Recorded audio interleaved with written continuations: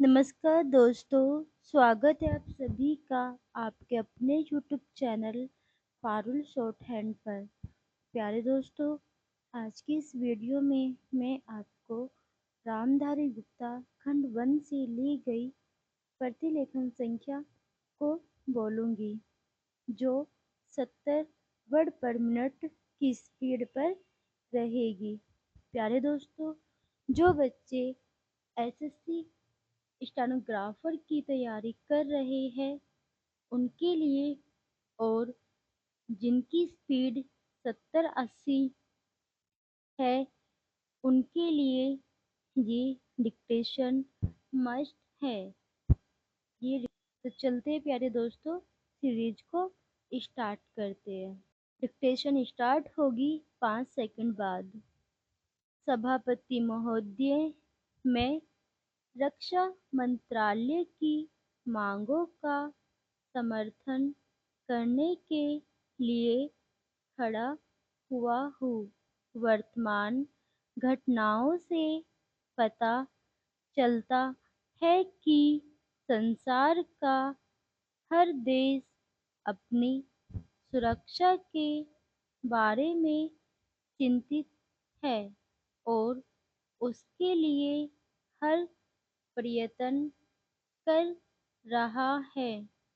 इस दृष्टि से अन्य देशों की तरह हमारे देश में भी रक्षा मंत्रालय का महत्व है। मुझे इस बात की खुशी है कि जहां अन्य मंत्रालयों की उनके पिछले साल के कामों के बारे में काफ़ी आलोचना हुई है, वहाँ इस मंत्रालय की कम आलोचना हुई है। इससे पता चलता है कि इस मंत्रालय ने पिछले साल अच्छा काम किया है। मोटे तौर पर किसी भी देश की सुरक्षा नीति का लक्ष्य यह होता है कि दूसरे देशों, खास तौर से पड़ोसी देशों के साथ मित्रता के संबंध स्थापित हो और हम एक दूसरे के मामलों में हस्तक्षेप न करें। लेकिन उसके साथ यह भी जरूरी होता है कि हम अपने देश की सीमाओं और अखंडता की रक्षा करें। इसलिए हमारे देश का यह कर्तव्य हो जाता है कि हम अपने पड़ोसियों के कार्यों पर पूरी नज़र रखें, क्योंकि आज तक हमारे देश पर जो संकट आए वे हमारे पड़ोसियों से आए हैं। 1965 में पाकिस्तान के साथ जो लड़ाई हुई और उसके बाद ताशकंद में जो समझौता हुआ वह सिर्फ कागज पर ही रहा। पाकिस्तान ने उस पर कोई अमल नहीं किया। इस दृष्टि से जरूरी है कि हम अपने देश की सुरक्षा की हर तरह से व्यवस्था करें।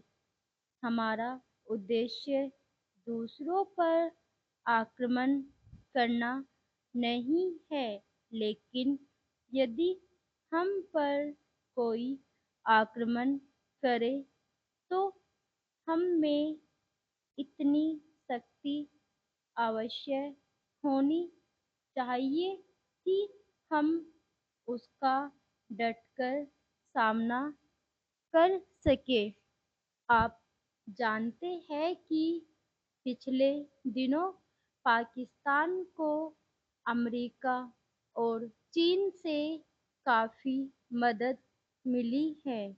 रक्षा मंत्रालय की रिपोर्ट में भी कहा गया है कि पिछले साल अमेरिका ने पाकिस्तान को 1500 करोड़ रुपए की फौजी सहायता दी है।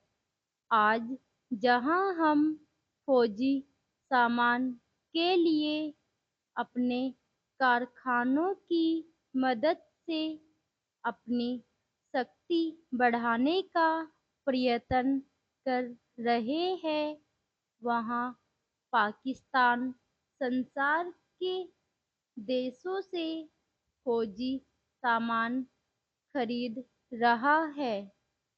अपनी नीति के कारण वह सब देशों से लाभ उठा रहा है।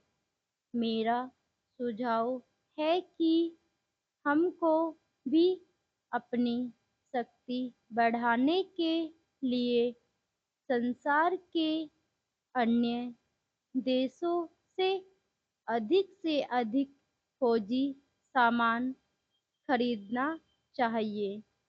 आज तिब्बत की सीमा पर चीन की 1.5 लाख फौज खड़ी है। Full stop.